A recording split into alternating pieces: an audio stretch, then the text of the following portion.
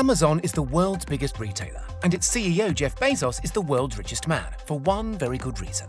His company is better than anyone else ever at giving people what they want quickly. Amazon acquired its undisputed status as the heavyweight champion of the retail universe thanks largely to its lightning-fast delivery times. The astonishing feat of ferrying hundreds of millions of items, from guitar strings to saucepans to car parts, directly to your door inside 24 hours is nothing short of a modern logistical miracle. So how does Amazon do it? A super smart army of slave robots, for one. Ingenious, if occasionally unscrupulous, management practices are part of the answer too. And the modern-day voodoo of deep learning AI, all of which are made flesh in the most advanced stockrooms the world has ever seen. So join us today as we button up our high-vis jacket and journey inside Amazon's smart warehouses. In the year to September 2020, with the global economy in the teeth of coronavirus and the bleakest employment outlook in history, Amazon reported global revenues of little under $350 billion. That's roughly double what it earned in 2017, by the way, only 3 short years earlier. Not bad for a company which only started trading in 1994. Amazon has built its empire on a platform of sheer, unbeatable convenience for the end user. You, the customer, need a product. So you open the app or have a quiet word with Alexa, and next day, hey presto, it's sitting on your doorstep. Moving products from A to B quickly is not easy. Compared with other modern technology giants which barely need to exist in the real world, think of Netflix, Google or Facebook, Amazon needs to shift an astonishingly vast amount of sheer bulk safely, precisely and quickly, all day, every day. So how does it do it?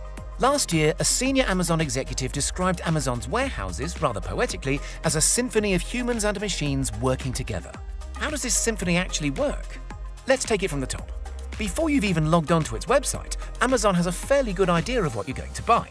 This is all down to the semi-occult 21st century abracadabra that is deep learning AI, which Amazon has been leveraging to incredible effect since around 2015. Put simply, an algorithm makes some assumptions about you based on your age, location, socioeconomic background, and purchase history. It will then, hours, days, or even weeks before you actually log on, ensure that your local warehouse is stocked with appropriate quantities of stock you're likely to consider buying.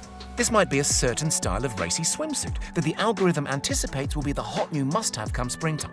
It might be the paperback novel for a soon-to-go viral TV adaptation. In January 2020, for instance, Amazon's algorithm correctly anticipated high incoming demands for face masks, and, well, we all know what happened there. So Amazon's smart warehouses, also known as fulfillment centers, not to be confused with their post office-style sortation centers, very often know what you want even before you do. Or at least they know the very second you click Buy Now in the case of those wine-inspired late-night impulse buys. Once you've clicked, our symphony begins in earnest. You may have read headlines in recent years suggesting Amazon workers walk as many as 12 miles per shift, darting about between shelves, frantically picking up items. That's no longer quite true. Amazon's modern fulfillment centers are largely patrolled by an army of squat, Roomba-like robots that pick up whole shelves, also known as pods, and bring them to a human picker situated at a stationary workstation. Amazon's enlistment of this whirring battalion began in 2012, when the company purchased robotics company Kiva Systems, the market leader in warehouse automation, for an eye-watering $775 million cash.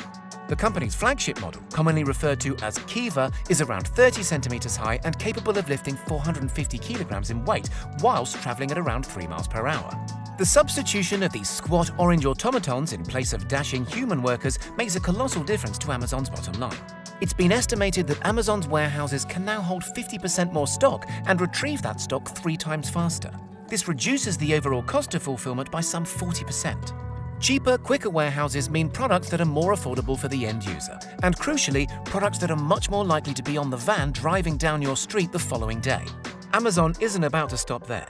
In a move that could be described as either ruthless or inspired, upon purchasing Kiva, Jeff Bezos changed the name of the company to Amazon Robotics and told all previous Kiva customers, household names like Gap, Walgreens and Staples, they'd no longer be allowed to buy new Kiva technology. This, of course, gives Amazon an incalculable competitive advantage. Since rolling out the Kiva robot across its fulfillment centers, by 2018 they had 100,000 of them, by now that figure has comfortably surpassed 200,000, Amazon Robotics has been refining the design still further. The new iteration of Kiva, known as Pegasus, is 10 centimeters shorter, meaning more can be stocked on top, and uses half the parts, so it's cheaper to manufacture and maintain.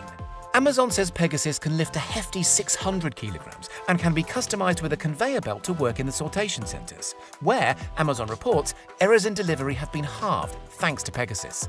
Naturally, Amazon isn't quitting there.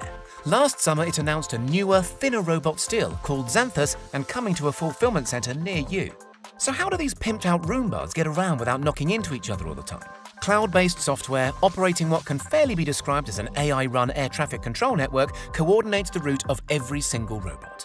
This is all about optimization. What's the quickest route to get to a product that won't interfere with other robots on their own runs? What's the optimum speed, acceleration, and deceleration?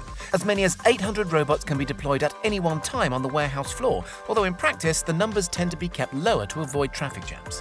When their batteries run low, the robots are instructed to find the nearest charging station. Since robots took over the warehouses, changes have been implemented to improve their working conditions. Skylights, for instance, are now covered up, so the robot's sensors aren't confused by glare. Air conditioning units that blow downwards in areas where humans work now blow sideways so as not to topple delicate items from the tops of moving shelves. To navigate, a camera on the robot's undercarriage reads QR codes embedded in the floor, and individual sensors help the robot slow or swerve to avoid obstacles in their paths. Compared with these scurrying warehouse servants, some other robots working at Amazon look almost humdrum and conventional. The so-called robo-stow robotic arm, for instance, wouldn't look out of place in an old-school car factory, except it can lift a hefty 1,200 kilograms and manipulate shipping pallets to within 1/10 of a millimeter accuracy. There's also the labeling robots, nicknamed slam machines by human co-workers for their relentlessly percussive racket. These can label up to one package every second. And for a hint of what'll happen in the coming years, Amazon recently purchased Canvas Technologies, a firm specializing in autonomous robotic carts. Just picture the most sci-fi drinks trolley you can imagine. Robots, of course, are only part of the story inside Amazon's smart warehouses. Even the company's most fervent futurists admit the notion of complete automation is a decade away, and even then probably won't happen. So what of the human side? Amazon's management techniques, in concert with all that automation, have made the business astonishingly lean and mean by historic standards. In 2016, it was estimated that by bringing everything in-house, as opposed to all the duplication inherent in a standard high street or shopping mall, Amazon requires only half the employees a traditional retailer might, per $10 million in sales. What are all these humans, hundreds of thousands across the world, actually doing then? Well, since Kiva and its robotic heirs took over, there's much less rushing around than there used to be. But there's still plenty of tasks requiring dexterity and problem-solving. The two most common roles still done by humans are stowing and picking. When goods arrive at the fulfillment centers, they're stowed by humans onto shelves or pods to be collected later by the robots. The pickers then pick the specific item from the shelves when the robots come by, then send it on to be packed. Workers on the picking side are encouraged to work fast in order to maintain their so-called rate. If workers' rate falls below expectations, employees can be disciplined and ultimately sacked. According to one ex-employee, this rate can be challenging to fulfill. 120 items per hour when they started at the company, rising as high as 280 items per hour just 3 years later. Errors are also punished. According to the same ex-employee, workers were once permitted 1 error per 1,000 items, but now they're only allowed 1 per 2,200. The rates only get more challenging during Prime Day when sales on Amazon skyrocket. One way Amazon encourages workers to make rates is through gamification or making the whole thing into a game.